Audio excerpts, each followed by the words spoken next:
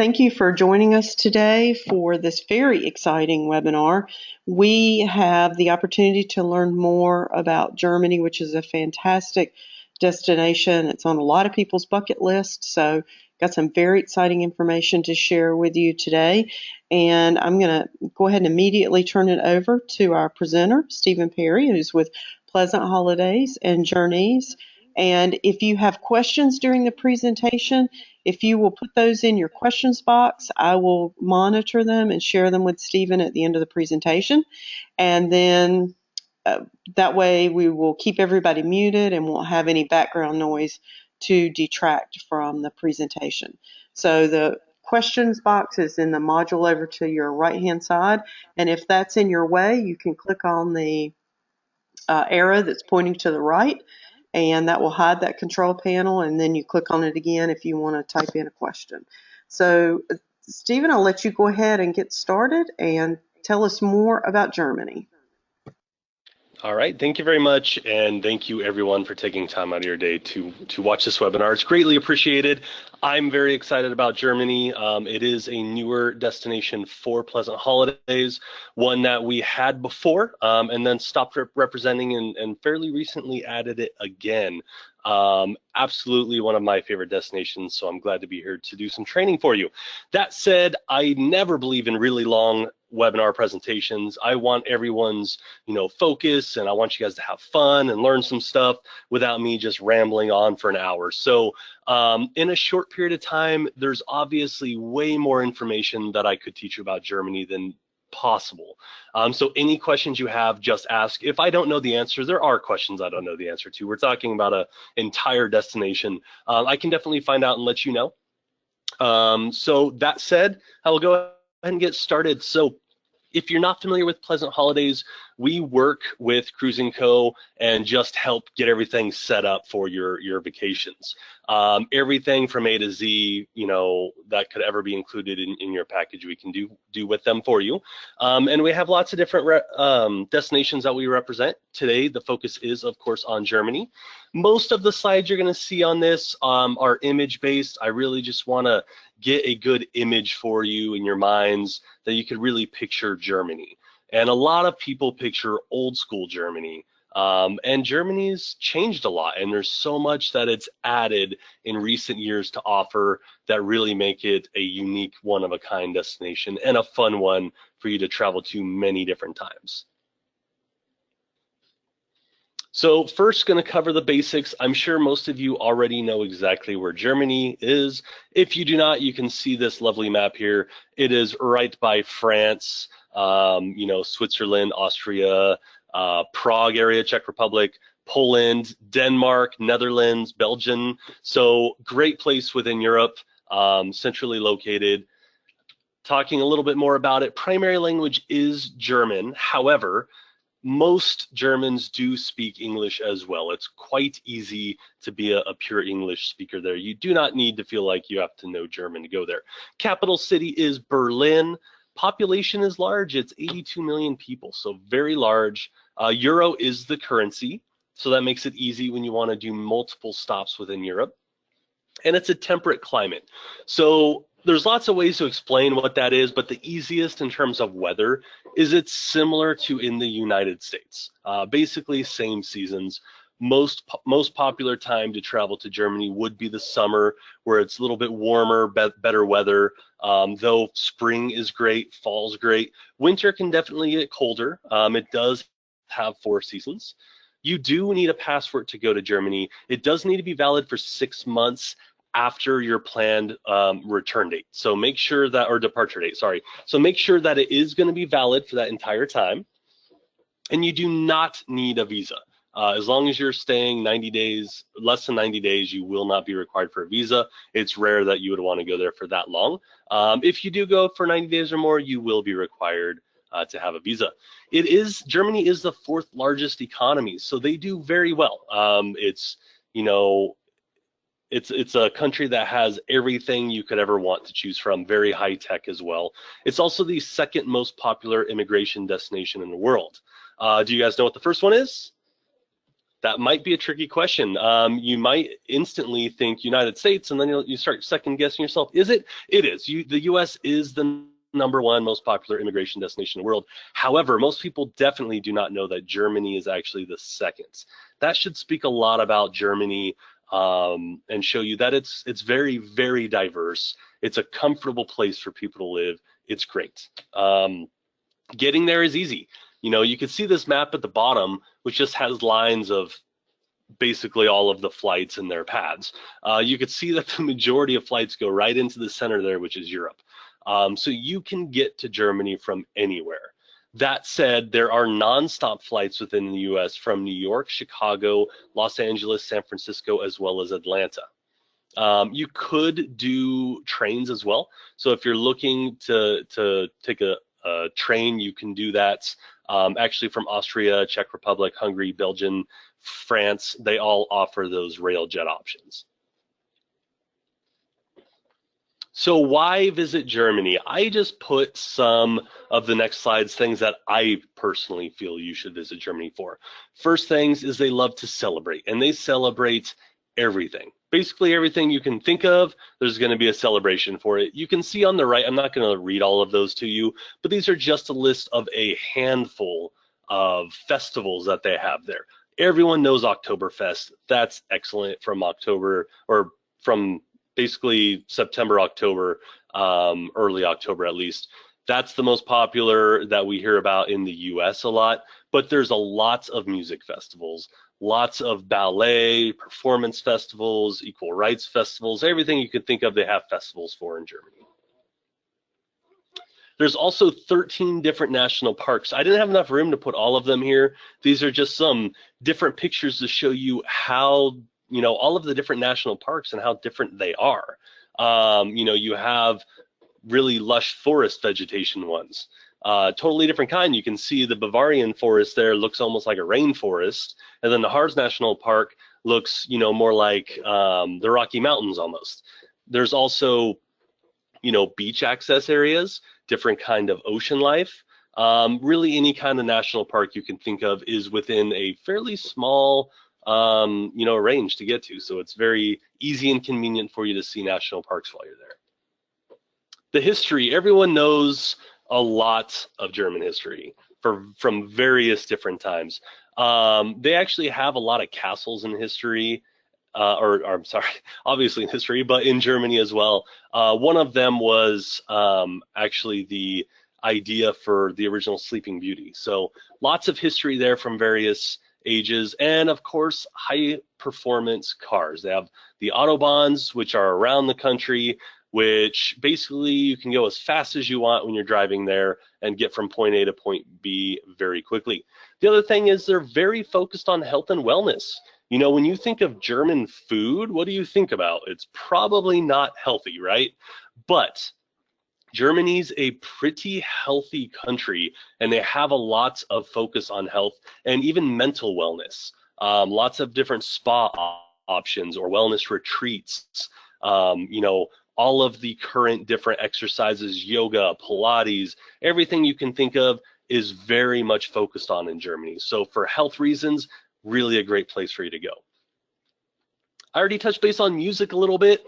You have a lot of the most popular music festivals in the entire world right here in Germany. You can see that top left photo there. That's a massive crowd. Every kind of music festival you can think of. Obviously, Germany is very diverse, so you can go and have the hard metal stuff there, but you could also have, rock and roll, you could have R&B, Beethoven, Beethoven, Mozart, that kind of stuff. Any kind of music festival you can think of, harp playing, whatever it is, they have those music festivals in Germany for that. And cosmopolitan cities focused on shopping and entertainment. It's not all about history. They have very, very new cities there as well, with everything you can think of in multiple areas, right up there with any US city you could ever imagine, Hong Kong, Tokyo, anywhere, South Korea, anywhere you're looking at, when you picture the most cosmopolitan cities that have high tech and shopping and entertainment. Germany's got that as well. So, most people take after my own heart and think Germany, they think food. So there's definitely food, and then there's definitely food and definitely food. And then, of course, beer. So beer, Germany's been known for a very long time. Great beer. And I actually live in Northern California, where we have some of the most popular current styles of beer in California, or in the US, really, which are IPAs and double IPAs. I can honestly tell you the trend is changing. People still love their IPAs, but they're starting to get tired of them. And as people are actually in the US becoming more and more active, sometimes you start drinking a little bit earlier, and a nice strong India Pale Ale is not always the way to go at 11 or 12 a.m., 10 a.m. Hey, 9, if it's 9 a.m., I don't judge. And it's shifting back to like a Pilsner style beer, which is mostly popular in Germany. It's light, refreshing, nice warm day. Nothing beats an ice cold Pilsner. It's oftentimes in Germany, they have a little bit of a honey flavor. I'll stop talking about beer. You guys get the hints. I am very thirsty now, so I'll get moving. We're going to focus on Munich right now. That's just the first city I have listed here for you that we represent within Germany. Definitely Mediterranean style. It combines history with metropolis nightlife. So if you're the kind of person who wants to go and see all of the history in Germany, visit different castles, landmarks, battle memorials, that kind of thing, Munich's a great place for you to go. And then you can go ahead and go out to a bar, great meal, nightlife, clubbing if you're into clubbing. Really anything you're looking for, Munich is a must see when you are there. Also outdoor heaven, they have different gardens to stroll through. But if you want to go rafting, do something, picking it up a little bit, biking, ice skating, lots of different outdoors activities there. Allsted Quartet for mainstream shopping. So some of the best shopping you're going to find in Germany right here in Munich. Within Munich, we personally offer 3 different hotel options there that we are very comfortable with and do very well with our clients. And that's the Westin Grand Munich, Le Meridien, Hilton Munich, which is by the airport there. So 3 perfect ones that hopefully you guys would be interested in. Going over to Berlin, and again, on all of these, I have the map up just so you can see where they're at. You can see Munich was down in the south area. Berlin, we're going up northeast, so you can see Berlin right there. That's where we're referencing now. Berlin is the heart of modern Germany. So definitely, again, Munich, Berlin are must-sees. It would be hard to ever tell anyone you go to Germany without seeing both of these, especially Berlin. So definitely try to go there. Lots of different pubs, urban restaurants with some of the top cuisine in the world. It's perfect for any of you art lovers or architecture, artifacts, anyone who's looking for that. This is a great place for you to go. There's lots of different museums, including war museums. So anyone, again, who's looking at history and art should definitely go there. As said, must see. Within Berlin, we represent 7 different hotels, being the Westin Grand Berlin, the Melia Berlin Hotel, the Riu Plaza, the Sheraton, Hilton Berlin, and the H10 Berlin, as well as the Waldorf Astoria. On each of these photos, I've listed it if it's not obvious which hotel that is. So if you see any of that are appealing to you, maybe Melia Berlin down there is a beautiful property that interests you, you will know which hotel that is. Frankfurt comes up next. That's actually known as a banking powerhouse, and Frankfurt is really where you're going to fly into. So you'll likely be seeing Frankfurt. It has a lot of cool stuff. River cruises, again, architecture. You're going to find that's very common throughout Germany. You can do city, tram, even banking tours. So lots of different ways to get around Frankfurt and different types of tours to see. Cycling is actually a popular way to see the city, and you can rent bicycles all over the place, and most hotels will have bicycles that you can take out. So it's great because there's so much to see there, and you don't need to necessarily pay for a guided tour if you just want to kind of go around on your own. And the city does have bike lanes. That's good to know. So it's a very safe cycling destination. Within Frankfurt, we have 4 different hotel options. Sorry, I typoed here. I left Berlin up there. We are talking about Frankfurt, Le Méridien, and then the Hilton Frankfurt, the Westin Grand Frankfurt, and then the Hilton Frankfurt City Center. So you can see a few of those here, some very unique modern style hotels, a lot of them. Beautiful. You're going to be there anyways when you fly in, likely, unless you're going into a minor airport or taking a train. So might as well stay there and enjoy it. It's a great place to be. Hamburg is one of my favorites. It's beautiful. It has a lot to do, and it's got things that are unique to it compared to other German destinations or cities. You can go boating there, hiking, lots of different hiking areas, cycling, and then you can go to nearby mountains if you're looking for something a little more rigorous. So you can do biking there, which is actually some world-class mountain biking, both cross-country and downhill. They oftentimes have downhill mountain biking competitions there. So if you're interested in doing those more rigorous or adventurous stuff, Hamburg's a great location to go. Skating and skiing is also huge in Hamburg. Stuttgart is a little bit smaller, definitely known for hiking combined with wine tasting. So there's actually a lot of different hikes you can go on that have wine tasting along your hike. So definitely safe. We're not talking strenuous hikes, guys. Don't worry. I don't know that mixing wine tasting and hiking is always the smartest thing to do. These are more leisurely hikes. It's safe, lots of fun. There's more than 500 local vineyards there. So that's excellent if you're a wino. I know I'm actually near the Napa Valley, so that's something I'm personally interested in doing. There's also mineral springs, or you can swim in one of the many open air pools. So they're all about being outdoors. They don't have all these indoor pools even. A lot of people don't like those.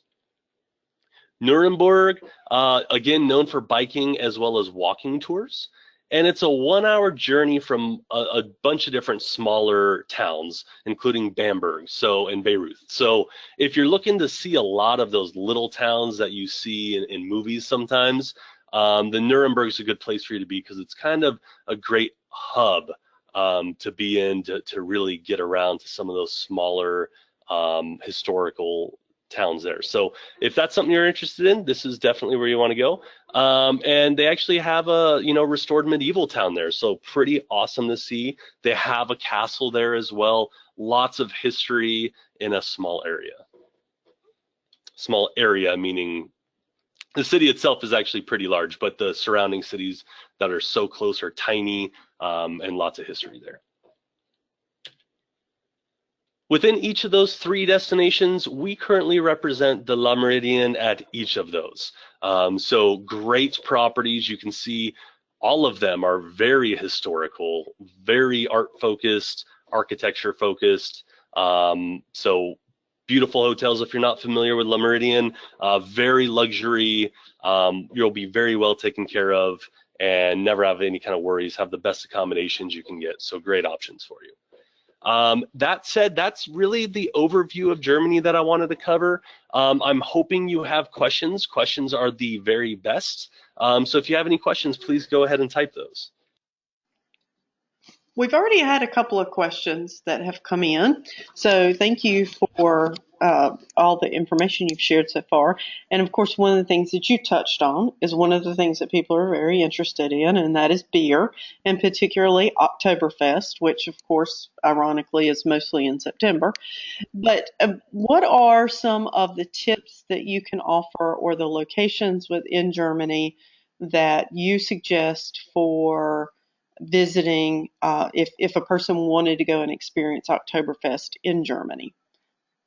Okay, that's a great question. As far as Oktoberfest itself, Really, any of the towns I just showed you would be great. If they're looking for smaller celebrations, go to one of the latter locations that I just showed right here. So Hamburg is actually great. One of my best friends is from there.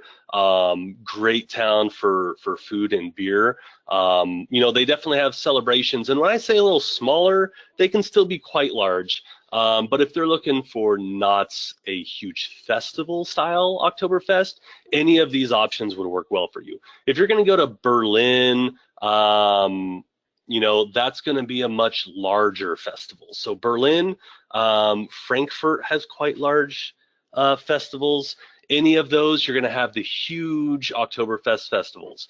One thing to keep in mind, though, is there's great beer and food all over Germany.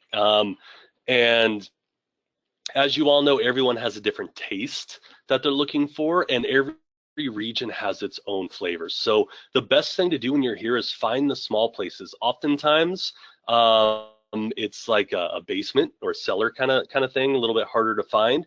You're going to get some amazing beers that maybe no one you know has ever had it before. So anytime you see one of those small location storefronts, go in and check it out. If you're looking for food and beer, you're going to be amazed most of the time. Great. Another question that came in was about safety in traveling in Germany, and if it's a appropriate destination for families and multi-generational families. That's another good question. In travel, it's funny. When you listen to different trainings and presenters, that question is asked a lot, and I don't think I've ever heard, well, maybe not the best for families. Germany is honestly safe. Again, it's a very wealthy country. It's very Americanized in some sense, being such a great ally of ours. It's part of the European Union. So, really any kind of criminal activity is minimal compared to the size of the country. That said, anytime American travelers are traveling anywhere, you should always be cautious with certain things. Though crime is really not high for the different city sizes here and the size of the country, theft is always something that you're going to have to worry about or be careful about anywhere you travel. Even within the United States, if you're going to tourist destinations within the United States, you have to worry about the same thing. So basic common sense is definitely key, but it's very safe, very family friendly, lots of family options.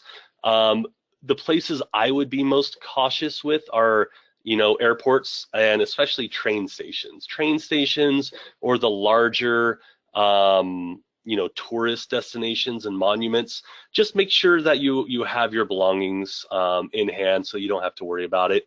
If you have them, against you in hand, you're not going to have anything to worry about. Fantastic.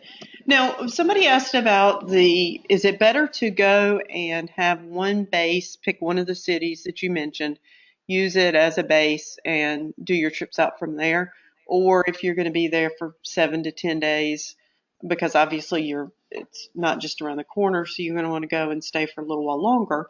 Is it better to pick 2 or 3 different cities and have moved to those different places and see what's around? Good question. I would never really say pick one and use it as a base and kind of go back and forth. It's just going to be too far. However, what you want to do there really varies depending on what you're looking for. The best thing to do is going to be to speak with your cruising co-specialist, and they will work with us to really tailor something for you. For me personally, you fly into Frankfurt, I would spend a little bit of time there, and then I would probably spend the majority of my time with Berlin and Hamburg or Munich. So Berlin and Munich, I would look at the 2 of those. If you only have the option to go to one, they have some differences. See which one really appeals to you most and go there. So I'll go into Frankfurt and then separate from either both of those or one of those, depending on how much time you have.